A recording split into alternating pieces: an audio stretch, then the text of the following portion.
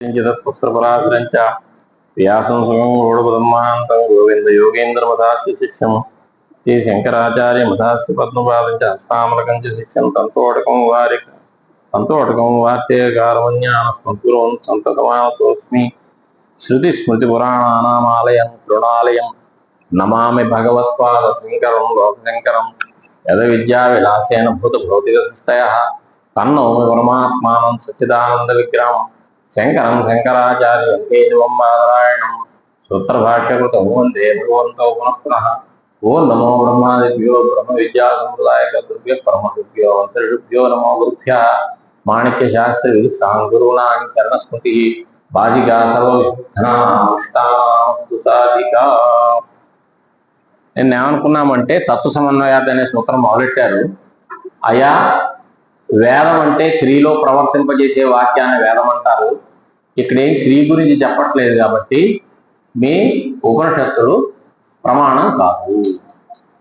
ఎలాగోలాగ ప్రమాణం అనిపించాల్సి వస్తే ఉపాసన విధులకే శాఖం ఉంటే కాదు, విద్యార్థులను బ్రహ్మని చెప్పడానికే వచ్చాయి అని చెప్పాడు. మళ్ళా ఇంకా దాన్నే ఇంకా వివరించి చెప్పడం కోసమని భర్తృ ప్రపంచకారులని నేను చెప్పాను కదా, ఒక వృత్తికారులు ఉన్నారు. ఈయన చెప్పడం అద్వైతమే చెప్తున్నాను అంటాడు కానీ చెప్పడం ఏమిటి విభూతి ఇలా కాకుండా ఇలా పెట్టుకున్నాడు అనమాట. అప్రాపరే ప్రజ్యోతిష్టంతే యజ్ఞశాస్త్ర ప్రమాణకం బ్రహ్మ తథాపి ప్రతిపత్తి విధి విషయతేవ శాస్త్రేణ బ్రహ్మ. బ్రహ్మయందు ఉపనిషత్తులు ప్రమాణమే, కానీ ఉపాసనా శేషంగానే బ్రహ్మని చెప్తున్నాయి. మీరు బ్రహ్మం మనోబ్రహ్మేత్యుపాసీత, బ్రహ్మను ఉపాసన చేయమన్నారు కదా. ఉపాసన చేయాలంటే మీకు బ్రహ్మ అంటే ఏమిటో తెలియాలి కదా. ఏమండి, సాలగ్రామం ముందు విష్ణు బుద్ధిగా ఉపాసన చేయమన్నారు. అసలు మీకు విష్ణు యొక్క ఆకారం అది తెలిస్తే చేస్తారా, చేయకుండా చేస్తారా?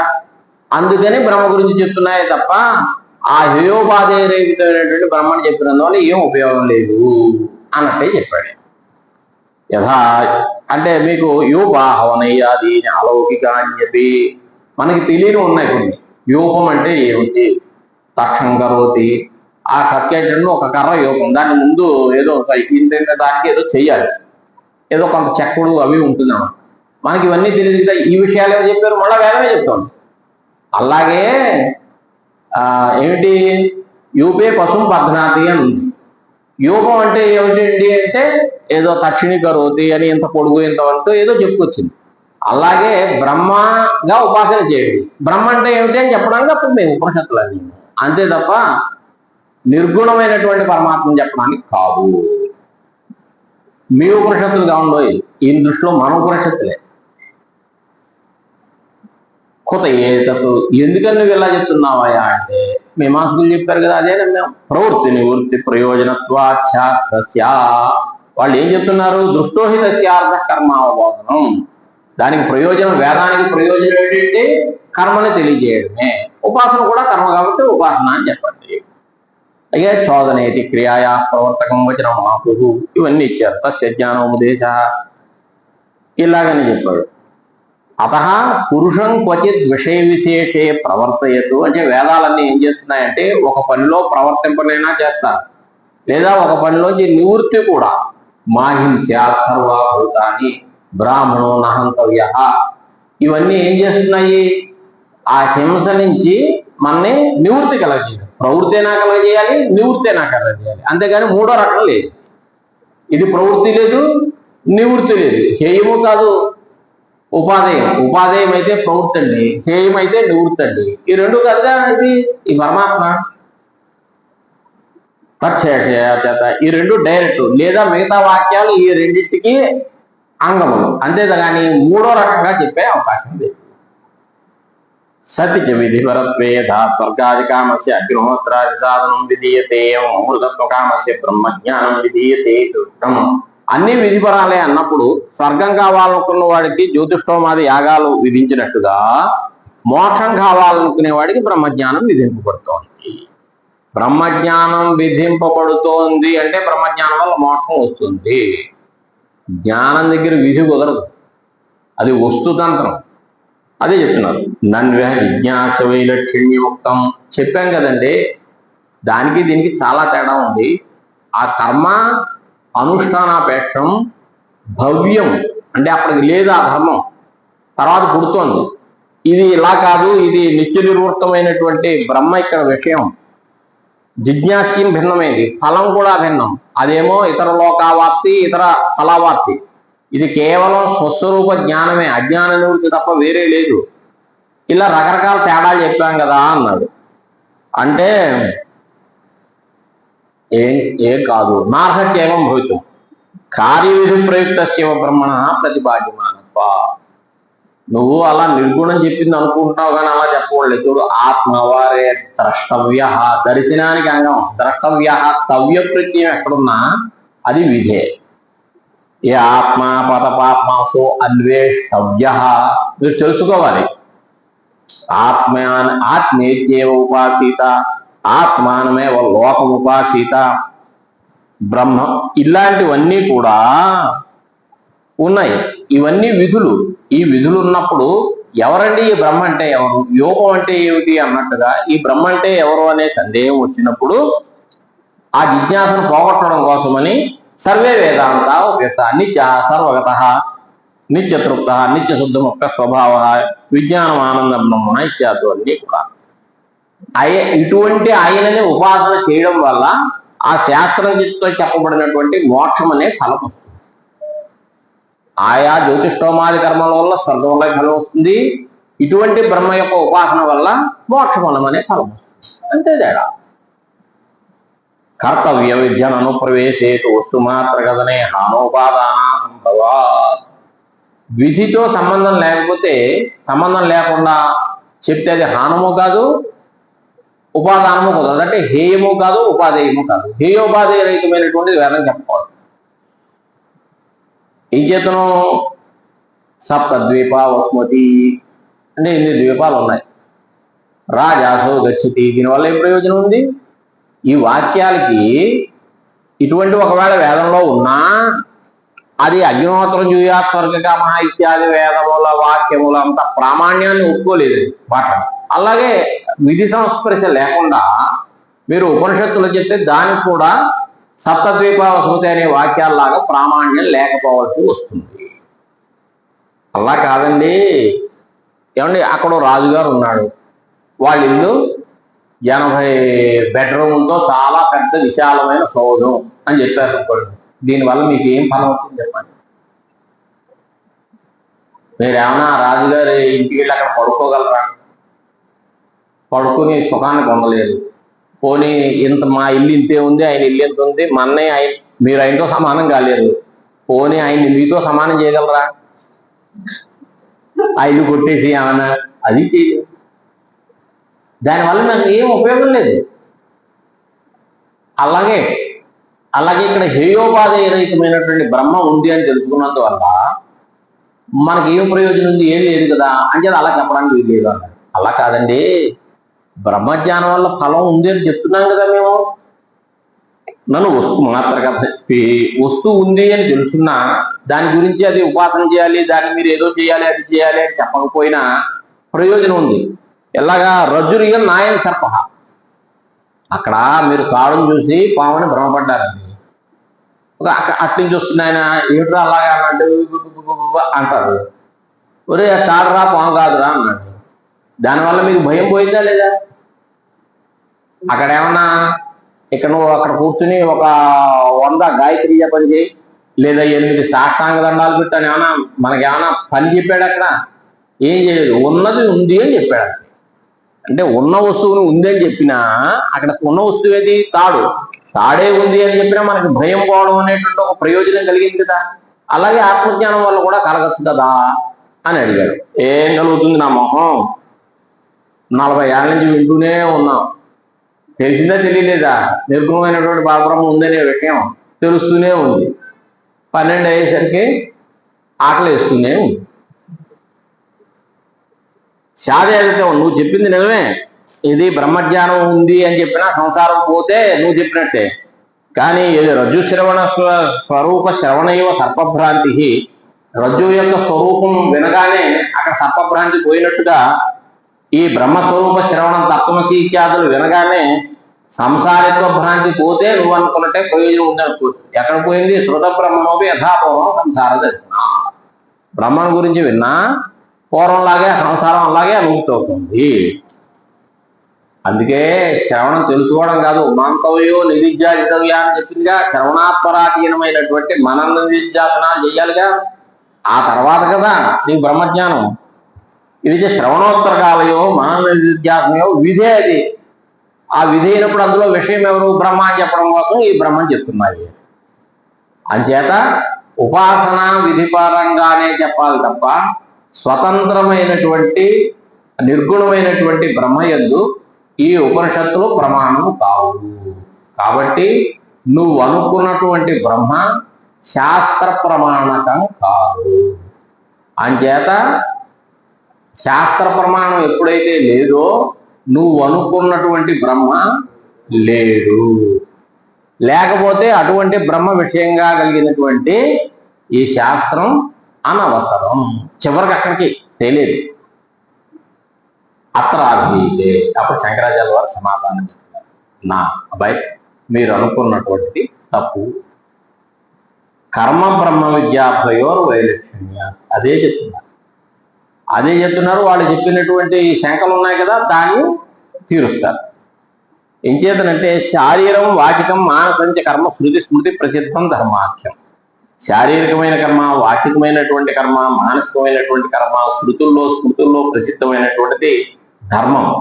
ఏ విషయా జిజ్ఞాస, ఆ ధర్మ యొక్క జ్ఞానం కోసమే విచారం. అథాదో ధర్మ జిజ్ఞాస అని జైమినిమానకి మీమాంసా దర్శనంలో రాశాడు కూడా. అధర్మోపి హింసాది. అథాతో ధర్మ జిజ్ఞాస అని కూడా అకార ప్రశ్లేష పెట్టి అధర్మ జిజ్ఞాస అని కూడా వాక్యంలో చెప్పారు. ఇంచేతనం వదిలేయడం కోసం అధర్మం. అధర్మం కూడా తెలియాలి మీకు, ఇంచేతనం చేయకుండా ఉండడం కోసం. హింసాది ప్రతిశోధలక్షణాత్వాతో జిజ్ఞాసయ పరిహారాయ తయోశ్చోదనాలక్షయో అర్ధానర్థయో ధర్మాధర్మయో ఫలే ప్రత్యక్షే సుఖదుఃఖే శరీర వాంగ్మనోధిరేవ ఉపజ్యమానే విషేంద్రియ సంయోగజనే బ్రహ్మాదిషు స్థావరాంతేషు ప్రసిద్ధే.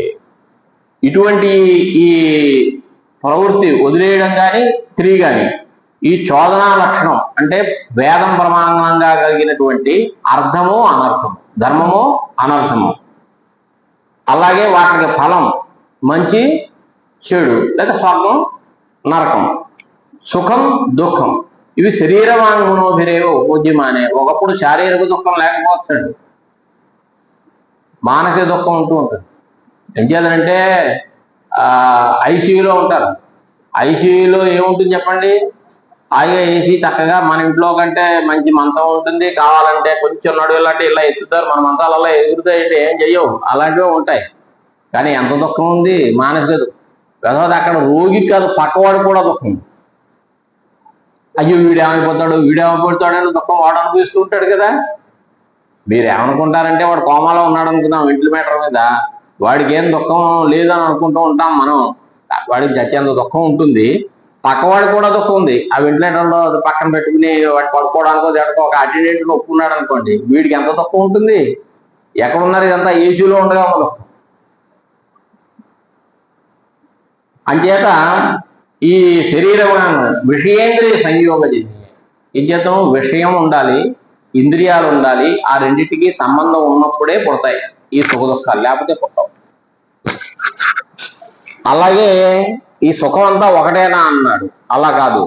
తైత్రీయోపనిషత్తులను ఉక్కడాలను ఆశిష్టో దృఢిష్టో వరిష్ట, మంచి ఆరోగ్యంగా ఉండి ఈ పట్టిందల్లా బంగారం అంటారు చూశారు, అలాంటి వాడిది ఒక మానుష ఆనందం గొప్పవాడికి. వాడికి ఏం దుఃఖం లేదు, అంతా ఆనందమే, పట్టిందల్లా బంగారం.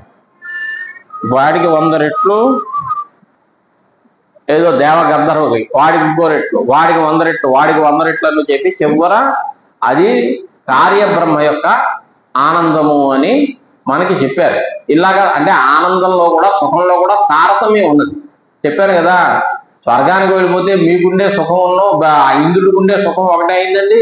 కాదు కదా. ఇంద్రుడికి సుఖం వేరే, మన సుఖం వేరే, అలాగా ఉంది. మళ్ళా అంతా అయిపోయిన తర్వాత యావత్ సంపాద ముషిత్వ అంటే అలాగే అద్విత్వాది తారతమ్యం. ఏం చేతను? ధర్మ తారతమ్యాది అధికారతం. మీరు చేసిన ధర్మాన్ని బట్టి అక్కడ తేడా ఉంటూ ఉంటుంది. ప్రసిద్ధించే అద్వైత్వ సామర్థ్యాది కృతం అధికారి తారతమ్యం. ఎవడు ఏది కావాలనుకుంటాడో దాన్ని బట్టి. తథాచి యాగాద్యనుష్ఠాయనమేవ విద్యా సమాధి విశేషాత్. యాగాదులు ఇవి చేశారు, కానీ బండగా యాగం చేయకుండా అక్కడ ఉండేటటువంటి కర్మలకి ఉపాసనతో కూడి చేశారు. మీరు ఏ పని చేసినా ఆ దేవత పని చేస్తే పుణ్యమే, అందులో సందేహం లేదు. మంచి కర్మలు, ఇప్పుడు వినాయక చవితి వ్రతం చేసామనుకోండి, వినాయక వ్రతం చేస్తే పుణ్యమేం చేస్తున్నాం కదా. కానీ ఆ వినాయక వ్రతం చేస్తున్నంతసేపు, ఆ సహస్రనామాలు చదువుతున్నంతసేపు వినాయకుడిని ఉపాసన చేస్తూ ధ్యానిస్తూ ఆ వ్రతం చేశారనుకోండి, అది ఇంకా విశేషం. ఏంటండి? సంధ్యా మనసాధ్యాయేత్ యస్యే హవిర్గృహీతం శాత్. ఎవరికి హవిస్సు ఇద్దామని మీరు తీసుకున్నారో తా మనసాధ్యాయేత్ వషట్కరిష్యన్ ఉంది. ధ్యానం చేస్తూ వారికి ఇవ్వాలి. ఆ ఇచ్చిన దానికి అలా ఇవ్వని దానికి చిన్న తేడాలు ఉంటాయి కర్మల్లో, అన్నిట్లో అలా లేదు. కాబట్టి ఉపాసనతో కూడా చేసి బలవత్తరమైనటువంటి యాగాలు చేసినటువంటి వాళ్ళందరూ కూడా ఉత్తరాయణ మార్గంగా వెళ్ళమని, లేదా ఇష్టాపూర్త దత్త సాధనాలు ఇలాంటి చేసినటువంటి వాళ్ళు ధూమాధిక్రమేణ దక్షిణాయన మార్గంగా వెళ్ళమని, ఇలా పైకి వెళ్తారు అందరూ కూడా. అంటే వీళ్ళకి వాళ్ళకి సుఖంలో తారతమ్యం తేడా ఉంది. అంటే అంతా అయ్యాక యావత్ సంపాదం ఉషిత్వ సంపదకి గచ్చతి అస్మాత్ లోకాదమం లోకమితి అనేనేది సంపాద. అంటే ఈ లోకం నుంచి ఆ లోకానికి దీని వల్ల వెళ్తాడు కాబట్టి దాని పేరు సంపాదం. అంటే కర్మ సంపాదం అనే శబ్దానికి అర్థం. యావత్ సంపాదం, ఎంత కర్మో మనకి అంతసేపు ఉండి క్షీణే పుణ్యే మధ్యలోకం విశంతి. మళ్ళా బ్యాక్ టు పేరియా. తథా మనుష్యాదిషు నారకస్థావరాంతేషు సుఖలవ. నరకం అనుభవిస్తున్న మధ్యలో ఇప్పుడు వాడేదో అంటే ఒక ఎనపము ముక్కలు కలిగినటువంటి తోలు ఇది ఉంటుంది, ఇలా కొట్టేది, దాంతో కొట్టించుకునే పాపం మనం చేసాం. వాడు కొడుతూ ఉంటాడు, మధ్యలో వాడికి విసిగేస్తుంది కదండి. ఒకసారి ఊపిరి కోసం ఆగాడు నిమిషం, మనకి తగలేదు 2 దెబ్బలు. అప్పుడు మనం అమ్మయ్యాను, అప్పుడు కొత్తగా అమ్మయ్య ఏం రాలేదు, ఉన్న బొమ్మయ్య పోయింది. అంటే మనని బాధ పెట్టేటటువంటి ఆ తోలు, దాన్ని ఏమంటారు, బెల్ట్ యొక్క సంబంధం, చర్నాకోల, దాని యొక్క సంబంధం పోయింది. చర్నాకోల కాదండి నేను చెప్పింది, ఇంత లావుగా ఉంటే ఇంత పొడుగ్గా ఉంటుంది, అది వేరే, అదేదో ఉంది దాని పేరు మర్చిపోయాను. దాని యొక్క సంబంధం పోయింది తప్ప మనకి హాయి రాలేదు. అయినా సరే అమ్మాయ్య ఒక్క 2 నిమిషాలు మనం ఊపిరి తీర్చుకోవడానికి మనకు అవకాశం దొరుకుతుంది అనుకుంటున్నాం, అంతే తప్ప తథా ఊర్ధ్వగతేషు అతేగతేషు చేయవచ్చు. అలా పైలోకాలకు వెళ్ళినా కింద లోకాలకు వెళ్ళినా సుఖ తారతమ్యం. మీరు కిందకి వెళితే అందరూ ఒకేలాగా దుఃఖం అనిపిస్తారు, అందులో మళ్ళా తేడాలు ఉంటాయి, అంతే కదా. జైల్లో ఉన్న వాళ్ళందరూ ఒకటేంటి, ఒకటి ఏడాది ఉంటుంది, ఒకటి 5 ఏళ్ళు ఉంటుంది, ఇంకో యావజ్జీవితం ఉంటుంది, ఇంకో కొంతమందికి పూర్ణ యావజ్జీవితం, చచ్చే వరకు. చంపడానికి వీల్లేదు కాబట్టి ఈ మధ్యన అటువంటి యావజ్జీవం వేస్తున్నారు. యావజ్జీవం ఉంటే జనరల్గా 15 ఏళ్ళు, అలా కదా వీడు చచ్చే వరకు అక్కడ ఉంచాల్సిందే అని అలా ఉన్నాయి కదా. అలాగే ఇవన్నీ ధర్మతారతమ్యం. ఏమండి, ఇటువంటి సంసారం స్మృతుల్లో ప్రసిద్ధమైనది ఉంది. ఎవరికి? మామూలు కర్మ వల్ల వచ్చేవాళ్ళకి. నా వై శరీరస్య సుతః ప్రియా ప్రియోరపహరతరస్తి. ఇతరుడి జ్ఞానం లేదు కదా కర్మ చేసేవాడికి. జ్ఞానం ఉంటే అశరీరత్వం, జ్ఞానం లేకపోతే సశరీరత్వమే. సశరీరత్వం ఉన్నంత వరకు సుఖదుఖాల యొక్క లేకపోవడం, సుఖదుఖాలు లేకపోవడం అనే సమస్థితి అనేది లేదు. కానీ అశరీరం వా వసంతం నిప్రియా ప్రియ స్పృశత. ఎవరికైతే జ్ఞానం కలిగి శరీరాభిమానం లేక వాడు అశరీరి అయ్యాడో వాడికి ప్రియ స్పర్శన లేదు. ఇది జ్ఞానపూర్వకం అయితే. ఇది ప్రియ స్పర్శ ప్రసేదాత్ శోధనా లక్షణ ధర్మకార్యత్వం. మోక్షం అంటే ఏమిటి? అశరీరత్వం. ఈ ధర్మం వల్ల మోక్షము అనేటటువంటి అశరీరత్వం సిద్ధిస్తుంది అని చెప్పడానికి లేదు. ధర్మకార్యత్వే ప్రియ స్పర్శన ప్రతిషేధో నోపపద్యతే. ధర్మం వల్ల ఈ ప్రియ స్పర్శ ప్రతిషేధం కుదరదు. మీరు వేదం వల్ల ధర్మం చేస్తే సుఖం వస్తూనే ఉంటుంది, అలా మళ్ళీ అది పోతుంది కూడా. అది ప్రాబ్లం. వస్తుంటే పర్వాలేదు, అది పోతుందంటేనే వేగ. ఇంకేతను అశరీరత్వమే ధర్మకార్యం అంటానండి అన్నాడు. తస్య స్వాభావికత్వా, మీరు ధర్మం చేసినా చెయ్యకపోయినా వాస్తవం మీ స్వరూపం ఏంటి చెప్పండి. అశరీరత్వం వాస్తవ స్వరూపం కర్మ వల్ల కాదు. అశరీరం శరీరేషు అనవస్థేషు అవస్థితం మహాంతం విభుమాత్మానం మత్వా ధీరో నోచతి. వీడికి న్యాయంగా శరీరం లేదు, కానీ శరీరంలో ఉంటూ ఉంటాడు. శరీరేషు అనవస్థేషు అవస్థితం, శరీరాలు లేకపోయినా ఉంటూ ఉంటాడు. శరీరం లేకపోతే ఆత్మ లేదండి. మహాంతం విభుం ఆత్మానం, అటువంటి ఆత్మను తెలుసుకున్నటువంటి వాడు, తెలుసుకున్న గొప్పవాడు నోచతి అని చెప్తోంది. అప్రాణోహ్యం అంటే స్థూల శరీరం లేదని చెప్పినట్టే, సూక్ష్మ శరీరం ఉండదు కదా. అప్రాణోహ్యమనా శుభ్ర అసంగోహ్యం పురుష అనే దానివల్ల సూక్ష్మ శరీరము కారణ శరీరము కూడా లేదు అని చెప్పింది. అతయేవ ఇందువల్ల అనుష్ఠేయం, ధర్మం దగ్గర అనుష్ఠానం చేయాలి, బ్రహ్మ దగ్గర అనుష్ఠానం లేదు. అనుష్ఠేయ ఫలం అయినటువంటి కర్మఫలం కంటే విలక్షణమైనటువంటిది ఈ మోక్ష ఫలము అని చెప్పారు. ఏమండి, ఈ ఫలాల్లో కూడా ఏ ఫలాలు, ఈ కర్మ ఫలాల్లో కూడా కొన్ని పరిణామిని ఇచ్చారు. అంటే దాంట్లో కూడా పరిణామి కొన్ని ఉంటుంది, అంటే మార్పు చెందిన అదే ఇదని గుర్తుపట్టగలం. అంటే మీ ఇంట్లో ఫ్రిడ్జ్ ఉంది, ఆ కంపెనీ ఏదో మనకు తెలుసు, దానికి ఒక కాలు దగ్గర ఏదో చిన్న తేడా ఉంది, అది మనం బాగా గుర్తుంది చూసిన వాడికి. మీరు ఆ ఫ్రిడ్జ్ని మళ్ళా కొంచెం పాడైపోయిందని చెప్పి శుభ్రంగా బాగు చేయించి కలర్ వేరే కలర్ కూడా వేయించారు. వేయించిన ఈ కాళ్ళు పడికి వాడు బాగు చేయడం మర్చిపోయాడు. వాడు వచ్చినవాడు ఆ ఫ్రిడ్జే రంగేయించావా, అదే వేగం అదే ఫ్రిడ్జ్ రంగేయించావా అని అడుగుతాడు. కానీ మీరు ఎన్ని పోజులు కొట్టి కొత్త ఫ్రిడ్జ్ కొన్నా వాడు నమ్మడు. ఆ కాలు చూస్తేనే తెలుస్తుంది బాబు, ఆ కాలు నేను అలా మెట్టవట్టం చేసిన వాడిని నేనే, ఏదో ఎడ్జెక్ట్ చేసి పెట్టిన వాడిని నేనే, నువ్వు నాకు చెప్పగానే అంటాడు. అంతే కదా, అదే వేదం అనేటటువంటి బుద్ధి పుడుతుంది. యథా పృథివ్యాధి జగన్ నిత్యత్వం వాదిన, పృథివ్యాధులన్నీ నిత్యం అన్నవాడు ఆ మట్టే, ఈ ఘటాదులన్నీ ఉన్నవి నిన్న మట్టే అని ఇలా తెలుసుకుంటాడు. అలాగే సాంఖ్యుల యొక్క గుణములు అవన్నీ. ఈ పరమాత్మ పారమార్థికం కూటస్థ నిత్యం, అంటే మార్పు లేని నిత్యం. పరమాణువులు ఇవి నిత్యం అంటున్నారండి, నయ్యే కాదు. కానీ పరమాణువులు ఘటపటాల కింద మార్పు చెందుతున్నాయి కదా, అలాగే వాళ్ళకి ప్రధానం కూడా నిత్యమే ప్రకృతి, కానీ అది మిగతా వాటి కింద మారుతుంది. ఇది నిత్యమే, మా పరమాత్మ నిత్యమే బ్రహ్మ, కానీ తేడా ఏంటి అంటే అది మారుతూ ఉంటుంది, ఇది మారుతుంది, అంతే తేడా. ఇటువంటి అశరీరత్వం మోక్ష అంటే ఇటువంటి అశరీరత్వం. అదే చెప్తున్నాడు, అన్యత్ర ధర్మాద్ అన్యత్ర ధర్మాద్ అన్యత్రాస్మాత్ కృతాకృతాత్ అన్యత్ర భూతాట్య భవ్యాచ తత్పశ్యసి తద్వద అని కఠోపనిషత్తులో యముణ్ణి ఆయన అడిగాడు. ఎవరు? నచికేతుడు. అన్యత్ర భూతాత్ ఉన్నదానికంటే, అన్యత్ర ధర్మాత్ అంటే ధర్మం వల్ల వచ్చేదానికంటే వేరే, అధర్మాద్ అన్యత్ర అధర్మము కాదు, అన్యత్ర అస్మాత్ కృతాకృతాత్ మనం చేసేటటువంటి మంచి పనులు చెడు పనులు ఇవేవి దానికి సంబంధం లేదు. అన్యత్ర భూతాచ్య భవ్యాచ్య అంటే వర్తమానము, భూతము, భవిష్యత్తు ఇలాంటి మాటలేమీ లేనటువంటి ఏ తత్వాన్నైతే నువ్వు చూస్తూ ఉన్నావో తద్వద అది నా గురించి చెప్పు అని నచికేతుడు అడిగాడు.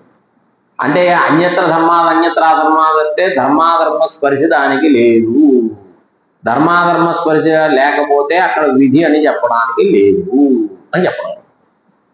అంచేత అటువంటిది బ్రహ్మ అయితే ఉందో దాని జిజ్ఞాసే ఇక్కడ అథాదో బ్రహ్మ జిజ్ఞాస అని నేను రాశాను. తద్యది కర్తవ్య శేషత్వేన ఉపదిశ్యత, అది కర్తవ్యానికి శేషంగానే బ్రహ్మ చెప్తే ఈ కర్తవ్యం అంటూ ఏమిటి, అది సాధ్యమైపోయింది. మోక్షం కూడా సాధ్యమైపోయిందిగా. అంటే మీరు చెప్పినటువంటి అనేక రకాల ఫలాల్లో ఇది కూడా ఒక రకమైనటువంటి ఫలం కర్మ వల్ల వచ్చింది. ఆ కర్మ అయిపోయిన తర్వాత మిగతా ఫలాలు పోయినట్టుగా ఈ ఫలం కూడా పోతుంది. అంటే మోక్షం అనిత్యం అయిపోవాల్సి వస్తుంది. అనిత్య ఏవ స్యాత్ తత్రైవంసతి యథోక్త ఫలోష్వేవ తారతమ్యావస్థేషు అనిత్యేషు కచ్చిత్ అతిశయో మోక్ష ఇది ప్రసజ్యత. మీరు చెప్పిన ఫలాల్లోనే ఒక గొప్ప ఫలం మోక్షం, కొంచెం ఎక్కువ ఉంటుంది అన్నట్టు. ఎక్కువ ఉంటుందన్నాం కానీ శాశ్వతంగా ఉంటుందని లేదుగా, నిత్యం కాదు. కానీ నిత్యశ్చ మోక్ష సర్వైర్మోక్షవరా వాదిది అభ్యర్థించే మోక్షం నిత్యం అనే చోట మనందరికీ ఐక్యత ఉంది. మరి నువ్వు ఇలా అనిత్యమయ్యే మోక్షం చెప్తానంటే ఇలా కుదురుతుంది, చెప్పాలి.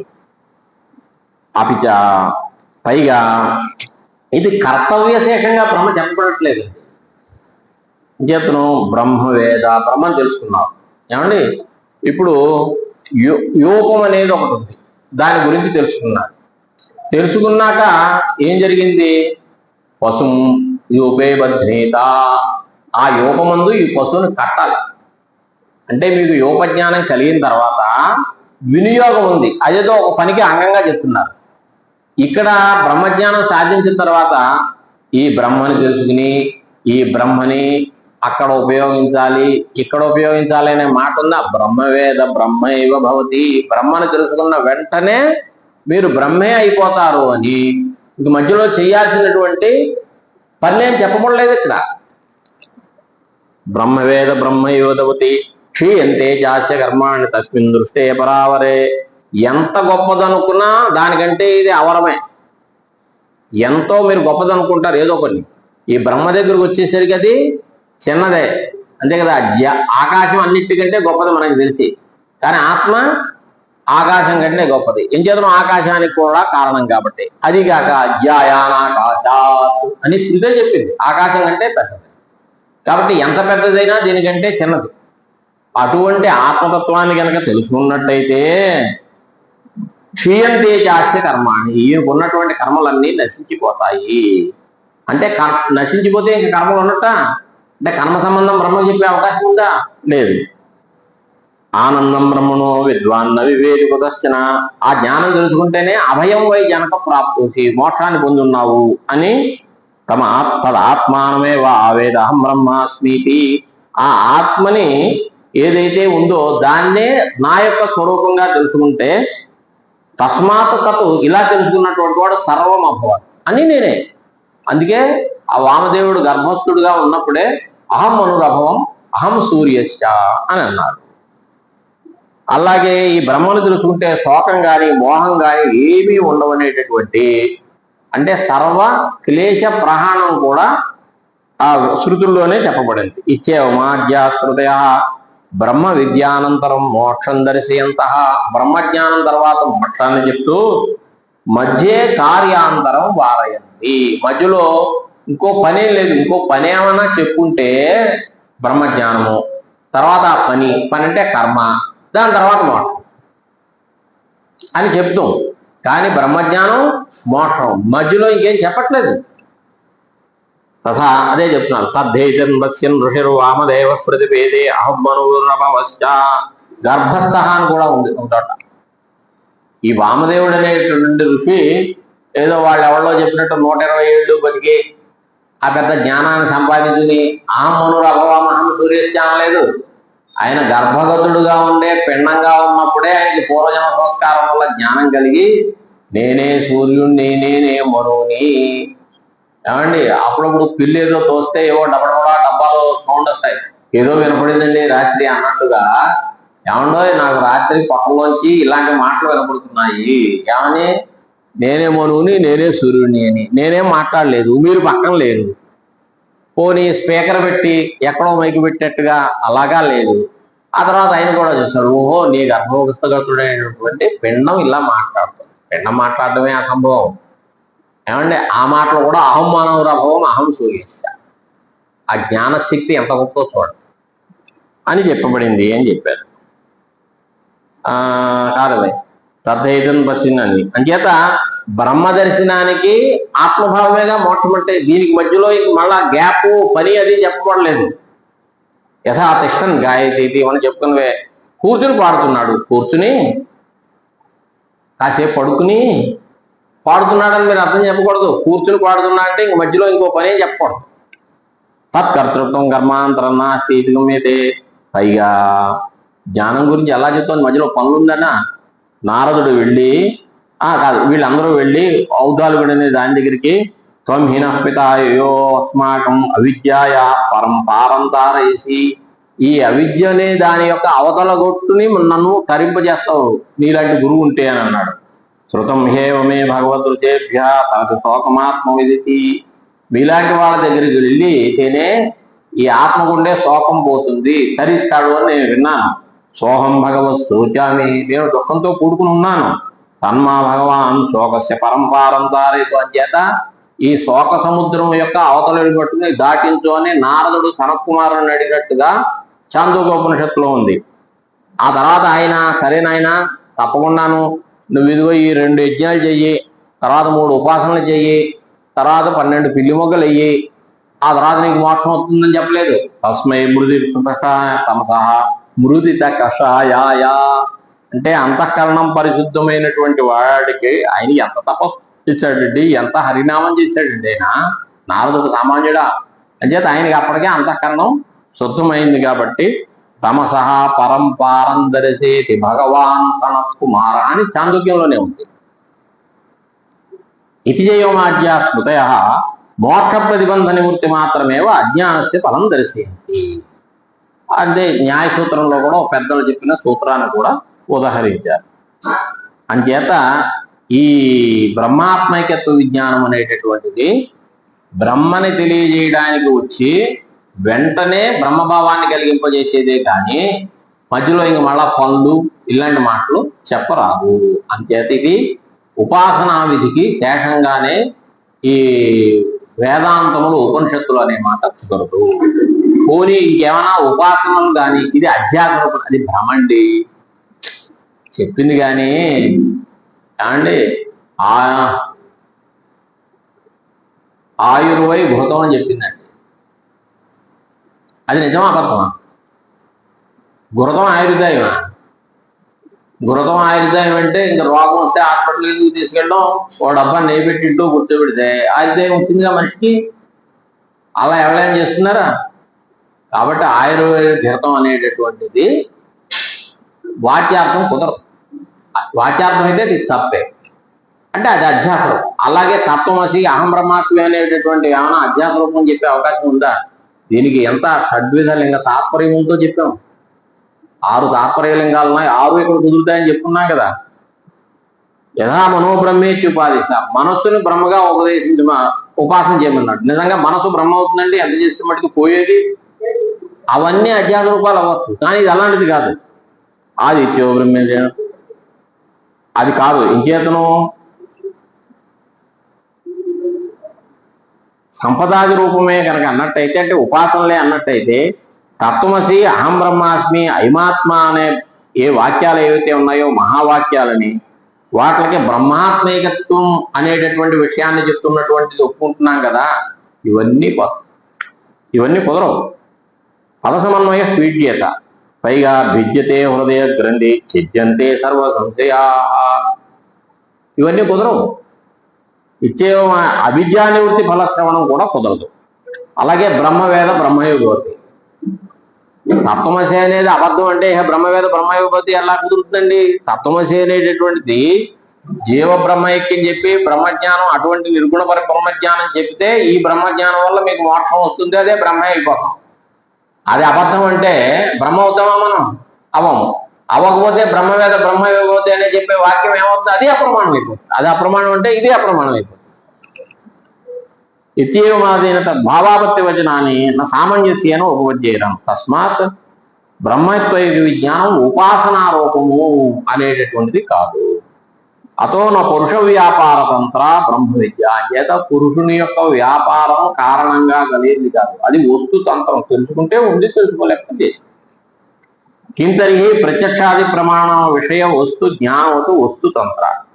ఇటువంటి బ్రహ్మగీత జ్ఞానానికి ఎలాగో అలాగా నువ్వు వాడు అలా అన్నాడు కదా, వీడు అలా అన్నాడు కదా అని చెప్పి కార్య సంబంధం చెప్పడానికి వీలు లేదు. ఏమండి అని చెప్పి, ఎందుకంటే కర్మ సంబంధం ఎందుకు లేదు అనే విషయాన్ని చెప్పి ఆశిస్తున్నారు. కర్మకి ఎటువంటి ఫలం వచ్చే అవకాశం ఉంది ఆలోచించండి. 4 రకాల ఫలాలు ఉన్నాయండి. ఉత్పత్తి, ప్రాప్తి, సంస్కారము, వికారం. ఏదైనా ఒక పని చేస్తే ఆ పని వల్ల కొత్త వస్తువు పుడుతుంది. అనేక పనులు చూస్తున్నాం కదా, ఫ్యాక్టరీలు అన్నీ అందుకే కదా పుడుతున్నారు. మీరు ఫ్యాక్టరీలో ఏం పని జరుగుతోంది? ప్రొడక్షన్ అనే కర్మ జరుగుతుంది. ప్రొడక్షన్ కర్మ అంటారా కదా? ఆ కర్మ వల్ల ఏం జరుగుతోంది? కొత్త వస్తువు పుడుతోంది. సో అది మన ఊరు వచ్చింది. మన ఊరు వచ్చాక మనం డబ్బులు పెట్టి ఆ వస్తువుని కొనుక్కున్నాం. సో బజారుకి వెళ్ళి డబ్బులు పెట్టి కొనుక్కోవడం అనేది కర్మేనా కదా? దీనివల్ల ఆ వస్తువు పుట్టిందా? ఆ వస్తువు మనకి వచ్చింది, ఆ వస్తువు మనకి ప్రాప్తించింది. అంటే కర్మ వల్ల రెండు రకాలుగా జరిగే అవకాశం ఉంది. ఏంటి? వస్తువు పుడుతుంది లేదా వస్తువు మనకి ప్రాప్తిస్తుంది. ఇక నెక్స్ట్ ఇంకో కర్మ ఉంది. ఇంకో కర్మ ఏమిటి అంటే సంస్కారం. అంటే సంస్కరింపబడటం. మీ ఇంట్లో ఇత్తడివి రాగివి వస్తువులు ఉన్నాయి, పాత్ర. అవన్నీ మకిలి పెట్టుకుపోయి నల్లగా అయిపోయాయి. మీరు ఏం చేశారు? ఇంత చింతపండు వేసి ఇత్తడి పాత్రల్ని ఆ చింతపండుతో పాటు కొంచెం ఉప్పేసి రాగి పాత్రల్ని తోయారు. ఏమయ్యాయి? తళతళమన్నాయి. అంటే ఈ పాత్రలు ఈ క్రియ వల్ల సంస్కరింపబడ్డాయి. అలాగే పాలల్లో తోడేశారు. తోడేస్తే ఏమైంది? పెరుగైంది. ఈ తోడు వేయడం అనేది ఒక కర్మేనా కాదా? ఈ కర్మ వల్ల ఏం జరిగింది? పాలు పెరుగుగా వికారాన్ని పొందింది, మార్పు చెందింది. మీరు ఏ పనైనా చూసుకోండి, ఈ నాలుగిటి కంటే వేరే ఫలం ఉందని చెప్పలేదు. మీరు ఏ రకం కర్మ అయినా దాని ఫలం ఈ నాలుగిట్లోనే చేరిపోతుంది. ఒకటి పుట్టడం, లేకపోతే పొందడం, లేకపోతే సంస్కరింపబడడం, లేదా వికారం. నాలుగోది లేదు. అది ఐదోది లేదు. ఐదోది లేదు. ఇప్పుడు ఈ మోక్షం ఎందులోనైనా కనుక మీరు పెట్టేట్టయితే దానికి కారణం కర్మ అవ్వచ్చు. కర్మ కారణం అయితే కర్మఫలం ఈ నాలుగిట్లో ఏదో ఒకటి అవ్వాలి. అంచేత మీ మోక్షాన్ని ఈ నాలుగిట్లో ఏదో ఒకటి పెట్టాయి. ఎలా పెడదాం? మొదటి పక్షమే అంటే ఏంటి? కర్మ వల్ల మోక్షం పుట్టింది. మోక్షం కనుక పుట్టేట్టయితే దానికి కారణం కర్మ అవ్వచ్చు. మోక్షం పుడుతుందని ఒప్పుకుంటారా మీరు? మోక్షం పుడితే ఏమవుతుంది? నశించిపోతుంది. మీ శరీరానికి 2 డేట్లు ఉన్నట్టుగా మీ మోక్షానికి కూడా 2 డేట్లు వచ్చేస్తాయి. ఫలానాప్పుడు మోక్షం కలిగిందండి, ఫలానాప్పుడు పోయిందండి. ఎందుకు నిత్య మోక్షం? అనిత్యమైన మోక్షం మనకు కావాలా? అక్కర్లేదు. అంచేత మోక్షం పుట్టింది అనే పక్షం వచ్చేస్తుంది, ఉత్పత్తి పక్షం. పోనీ ఆప్తి ఎలా అంటే చూడండి, ఇప్పుడు అక్కడ మామిడి పళ్ళు ఉన్నాయి, నాకు కావాలి. అప్పుడు నేను ఏం చేస్తాను? వెళ్ళి తీసుకుంటాను. తీసుకోవడం అనే కర్మ వల్ల లేదా ఇవ్వడం అనే కర్మ, వాళ్ళు ఎవరైనా నాకు ఇవ్వచ్చు. ఏదైనా ఆ మామిడి పళ్ళు నాకు ప్రాప్తిస్తుంది. మామిడి పళ్ళు నాకు ప్రాప్తించాలంటే నేను వెళ్ళి తీసుకోవడం అనే కర్మ కానీ లేదా దాని ఓనర్లు నాకు ఇవ్వడం అనే కర్మ కానీ దీనివల్ల ప్రాప్తిస్తుంది. సో కర్మ వల్ల ప్రాప్తిస్తుంది. సో మోక్షం అనేది కర్మ వల్ల ప్రాప్తించిందంటే ఏమిటి? ఈ మామిడి పళ్ళ లాంటిది మోక్షం అనుకోండి. నేనే ఈ కర్మ వల్ల నాకు ఆ మోక్షం ప్రాప్తించిందంటే ఏమిటి? ఇది స్వస్వరూపం అవుతుంది. మోక్షం అంటే ఏమిటనుకున్నాం? స్వస్వరూపమైనటువంటి బ్రహ్మావాప్తి. తనకి స్వరూపబోధమైనటువంటి బ్రహ్మని పొందడమే. బ్రహ్మని పొందడం అంటే కూడా అబ్రహ్మత్వ నివృత్తే. నిజంగా మనం కొత్తగా మనం కొత్తగా బ్రహ్మ అయితే మనకి డేటుకి వాడతాను. ఎప్పుడైతే ఒక రోడ్డు పెట్టారో 2వ డేట్ కూడా రెడీగా కూర్చుంటుంది. అంతే కదా? అంచేత ఇక్కడ బ్రహ్మ మోక్షం ప్రాప్తించింది ఏం చెప్పాలి? సంసార నివృత్తే తప్ప మోక్షం కొత్తగా వచ్చేది కాదు కాబట్టి ఇక్కడ కర్మ 2వ రకంగా కూడా చెప్పడానికి. పోనీ సంస్కరింపబడుతుంది అంటే సంస్కారం అంటే ఏమిటనుకున్నాం? మార్పు కాదండి, తోమడం. తోమితే తెల్లగా అవడం. ఈ తోమడం వల్ల ఆ వస్తువు సంస్కరింపబడింది అనుకున్నాం. ఏమిటి సంస్కరింపబడితే ఏమైంది? దాంట్లో ఉండే మాలిన్యం పోయింది. కిలుం పట్టేసింది కదా, ఆ కిలు అనే మాలిన్యం పోయింది. లేదా ఇంట్లో అద్దం ముందు కాస్త పౌడర్ అద్ది ముందు స్నో రాసి ఏమో ఉన్నాయి కదా, దానికి పౌడర్ కొట్టాం. ఏం జరిగింది? ఇక్కడ గుణాధానం జరిగింది. నల్లగా ఉండేవాడు కాస్త మేకపోలు కొంచెం తెల్లగా తయారయ్యాడు. అంటే సంస్కరింపబడటం అంటే ఈ రెండు. ఏమిటి? ఉన్నటువంటి దోషాన్ని పోగొట్టడం కానీ లేదా కొత్తగా గుణాన్ని తేవడం కానీ రెండూ జరగచ్చు. ఈ రెండు సంస్కారం అనే పక్షంలోకి వస్తాయి. మీరు గిన్నెలో తోమినప్పుడు ఏం జరుగుతుంది? ఉన్న దోషం పోయింది. పౌడర్ రాసుకున్నప్పుడు ఏం జరిగింది? కొంచెం గుణం వచ్చింది, తెలుపు వచ్చింది. ఇది పద్ధతి. సో బ్రహ్మ దగ్గర అంటే మోక్షం అంటే బ్రహ్మే కదా. ఇక్కడ మనం కర్మ సంబంధం చెప్పే సంస్కారం అంటే ఏం జరగాలి? దాంట్లో ఉండేటటువంటి మాలిన్యాన్ని పోగొట్టాలి. నిరంజన అని సృష్టి చెప్తోంది కదా. ఆయనకి ఎటువంటి దోషంలో లేనటువంటిది పరమాత్మ అని చెప్తూ ఉంటే ఏ ఏ దోషం మీరు పడతారు? మాలిన్యం ఉండే దోషం పోగొట్టడానికి చెప్పడానికి వీలు. అంచేత పోనీ గుణాధానం అండి అనడానికి నిర్గుణ అంది శృతి. వచ్చిన కర్మ శృతులు ఉన్నాయండి, మన ఇష్టం వచ్చినట్టు మనం చెప్పకూడదు. ఆ శృతులకి సమన్వయం అయ్యేట్టే చెప్పాలి. అంచేత ఉన్న మాలిన్యం పోవడానికి కుదరదు, లేదా లేని గుణాన్ని కలగజేయడము కుదరదు. ఇంచేతను అది నిరంజనం, ఏమాత్రమో దోషాలు లేనిటువంటిది నిర్గుణం. ఏ దోషం గుణాల యొక్క సంబంధం లేదు. అంచేత మూడో పక్షం తీసుకుని ఏదో కర్మ సంబంధం బ్రహ్మకు చెప్తామన్నా కూడా కుదరదు. ఇక మిగిలింది ఏంటండి? నాలుగో పక్షం. పాలు పెరుగైనట్టుగా ఇప్పటి వరకు జీవుడుగా ఉన్నాము, ఈ కర్మల వల్ల మనం బ్రహ్మ అయిపోతాం. పాలు పెరిగైంది, కొన్నాళ్ళ తర్వాత ఏమైంది? అయితే వెన్నయింది, లేకపోతే పులు పెట్టి పురుగులు పెట్టి నశించిపోయింది. ఏది వికారాన్ని పొందుతుందో అది అనిత్యము. షడ్భావ వికారాలు జన్మ ఉందంటే తర్వాతే స్థితి లయం తప్ప ఇవన్నీ వరుస. మీరు పుట్టారా? సరే, ఓ డేట్ వచ్చింది. ఓ డేట్ వచ్చిందంటే రెండో డేట్ కూడా వస్తుంది. వికారమును పొందిన వస్తువు నశించును, యద్యద్విక్రియతే తత్తన్నశ్యతి. కాబట్టి ఈ జ్ఞానం వల్ల అదే ఏదో బ్రహ్మ వికారాన్ని పొందుతున్న కర్మ వల్ల అన్నట్టయితే బ్రహ్మ అనిత్యం అయిపోవాలి.